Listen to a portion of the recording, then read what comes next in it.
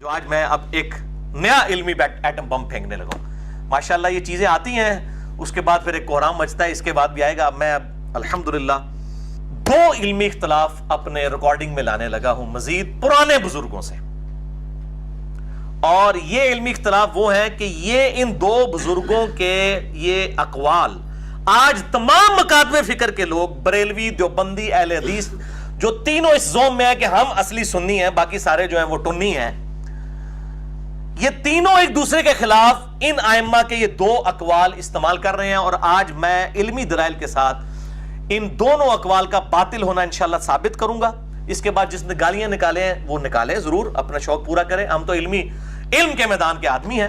یہ 2 دلائل میں انشاءاللہ تعالی اب سامنے رکھنے لگا ہوں, اور میں پھر غامدی صاحب کا جملہ وہ ریپیٹ کروں گا. تمام اختلافات کے باوجود مجھے ان کی یہ بات بہت اچھی لگتی ہے کہ وہ کہا کرتے ہیں کہ علم کے میدان میں جذبات کی کوئی حیثیت نہیں ہوتی. جب علمی میدان ہوگا پھر کسی کی داڑھی سفید ہے, کالی ہے, یہ نہیں دیکھا جائے گا, کوئی پرانا ہے, نیا, یہ نہیں دیکھا جائے گا.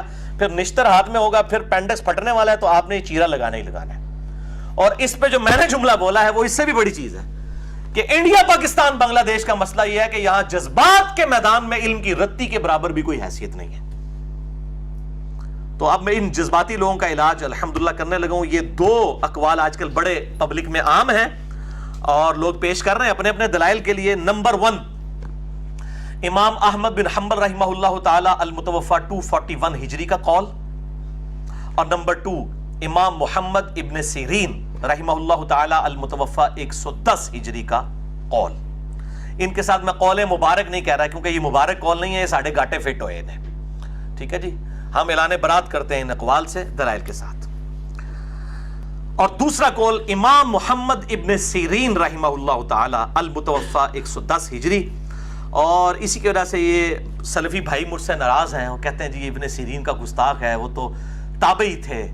یار آپ لوگ تو حضرت عمر کے گستاخ ہیں. حج تمتع کے مسئلے میں ابن عمر کی مثالیں بیان کرتے ہیں ممبر سے کہ جی انہوں نے حج تمتع بندی لگائی, مخالفت کر دی, تو ہم ابن سیرین کے بھی گستاخ نہیں ہو سکتے؟ یہ تو علمی بات ہو رہی ہے. ابن سیرین رحمہ اللہ تعالیٰ کے بارے میں صحیح سند کے ساتھ سنن دارمی کے مقدمے میں یہ واقعہ موجود ہے, اور میں یہ اب سنن دارمی آج اسپیشلی لے کے آیا ہوں, اور ترجمہ بھی ہے بریلویوں کا تاکہ کسی کو کوئی شک ہی نہ رہے کہ یہ گستاخانہ ترجمہ ہے. اے بھائی سو کالڈ عاشقین دا ترجمہ ہے. یہ سنن دارمی چھاپی ہے شبیر برادرز لاہور, جو پاکستان میں سب سے بڑا ادارہ ہے. ہشت بہشتوی انہوں نے چھاپی ہوئی ہے, یہ وہی نے بریلوی مکتب فکر کا, اور بریلویوں نے ترجمہ کیا ہے. یہ سنن دارمی جو ہے وہ امام بخاری اور امام مسلم کے استاد ہیں, امام ابو محمد عبداللہ بن عبد الرحمن الدارمی المتوفى 255 ہجری. ان کی وفات پہ امام بخاری بہت روئے تھے. امام مسلم نے 71 احادیث صحیح مسلم میں ان سے لی ہیں, امام دارمی رحمہ اللہ تعالی. یہ سنن دارمی کی پہلی جلد ہے, یہ بریلویوں نے ترجمے کے ساتھ چھاپ دی ہے. اس جلد کے مطابق 412 نمبر روایت ہے, اور اگر آپ یہ المقدمہ کے اندر مقدمے میں لکھا ہے, اور مقدمے میں جو ایک باب ہے بد مذہب بدعتی اور مذہبی بحث کرنے والے لوگوں سے اجتناب کرنا, یہ مقدمے میں آپ کو باب مل جائے گا, اس میں یہ روایت موجود ہے. اور یہ روایت ذرا کیمرے میں لے آئیں تاکہ پھر میں بعد میں اس کو ورڈ بائی ورڈ پڑھوں. یہ جو میں نے انڈر لائن کیے ہوئے ہیں الفاظ تھوڑی دیر کے لیے کیمرے میں شو کریں تاکہ کسی کو شک نہ رہے کہ یہ امام محمد ابن سیرین رحمہ اللہ تعالی کے بارے میں یہ صحیح سند کے ساتھ ایک واقعہ نقل کیا گیا ہے, اور جس معاملے میں میں ان سے بالکل شدید علمی اختلاف رکھتا ہوں کہ یہ اپروچ کتاب و سنت کی اپروچ نہیں ہے. سنیں, اسما بن عبید بیان کرتے ہیں کہ 2 بد مذہب شخص آئے صدقے. یہ بد مذہب کون ہوتا ہے؟ بریلوی کہیں گے کہ دیوبندی, اہل حدیث, شیعہ یہ بد مذہب ہے. آپ دیوبندیوں سے پوچھیں گے وہ کہیں گے ہمارے علاوہ سارے بد مذہب ہیں.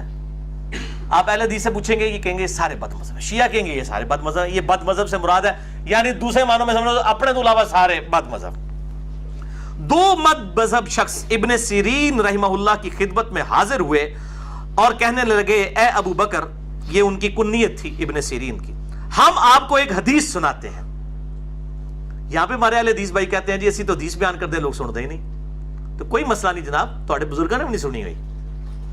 ابن سیرین نے جواب دیا نہیں. وہ دونوں بولے پھر ہم آپ کے سامنے اللہ کی کتاب کی کوئی آیت تلاوت کر دیتے ہیں۔ ابن سیرین نے فرمایا نہیں، تم دونوں اٹھ کر چلے جاؤ ورنہ میں اٹھ کے چلا جاؤں گا۔ لو وہ کہندے نہ میں کوئی حدیث سننی جے نہ کوئی آیت سننی جے، اگر باز نہیں آتے میں اٹھ کے ٹوٹ جانا، منو کتاب و سنت نہ سناؤ۔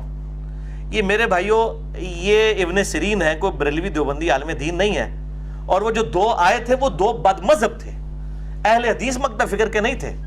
یہاں تو اہل حدیث ہمارے بھائی ہمیں بتا رہے ہوتے ہیں جی ہم کتاب و سنت پیش کرتے ہیں، لوگ سنتے ہی نہیں ہیں۔ اور یہ واقعہ الیاس قادری صاحب نے مدنی چینل پہ سنایا، اور انہوں نے کہا دیکھا ہمارے بزرگ جو ہے نا بد مذہبوں سے آیت اور حدیثیں بھی نہیں سنتے تھے، آپ لوگ بھی کسی بد مذہب کی بات نہ سنا کریں۔ ہیلو سامو ہر بندہ اپنے حق ہی چلے گا، ٹھیک ہے؟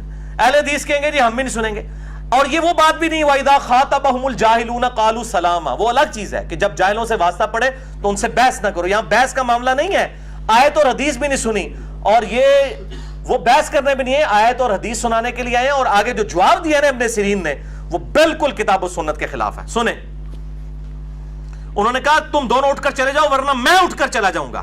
راوی کہتے ہیں وہ دونوں اٹھ کر چلے گئے تو حاضرین میں سے کسی شخص نے کہا کہ اے ابو بکر محمد ابن سیرین، اگر وہ آپ کے سامنے قرآن کی کوئی آیت پڑھ دیتا تو اس میں کیا حرج تھا؟ بات تو صحیح کی، یعنی انہوں نے بھی سمجھ آئی کہ کام غلط کیتا ساڑھے استاد نے۔ تو ابن سیرین نے جواب دیا مجھے یہ اندیشہ تھا کہ یہ لوگ میرے سامنے کوئی آیت پڑھیں گے اور اس کی اپنی طرف سے کوئی تفسیر بیان کر دیں گے اور وہ میرے دل میں پختہ ہی نہ ہو جائے، یعنی میں قرآن و سنت سن کے میں کہیں گمراہ ہی نہ ہو جاؤں۔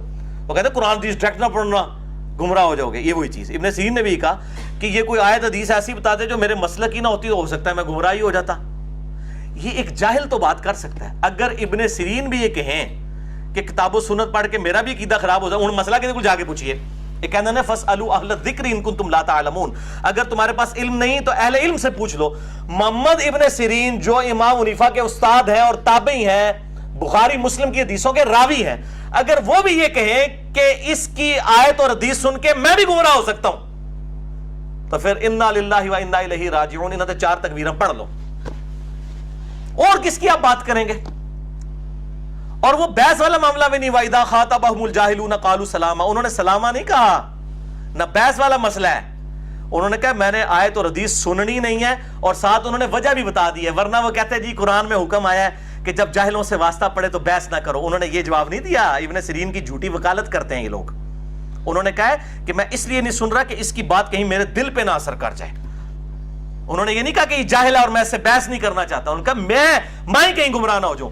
میرے بھائیوں اگر کوئی قادیانی ختم نبوت کے اوپر قرآن اور آیت کی آیات اور احادیث نہ سنے دلائل کے طور پہ، اور یہ کہنا شروع کر دے کہ کہیں ایسا نہ ہو کہ اس کی بات ہی میرے دل میں گھر کر جائے، تو کیا قادیانی کو ہدایت کبھی مل سکتی ہے؟ تو وہ پھر اسی گمراہی پہ مر جائے گا۔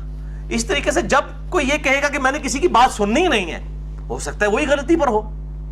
تو یہ بالکل غلط اپروچ ہے، جذباتی اپروچ ہے، اور اس معاملے میں ڈر جانا چاہیے۔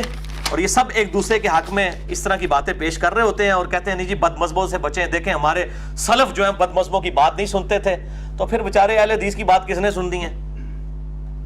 یہ اہل حدیث ہی زیادہ اس حوالے سے مخالفت کر رہے ہیں جی ہمارے سلف کے۔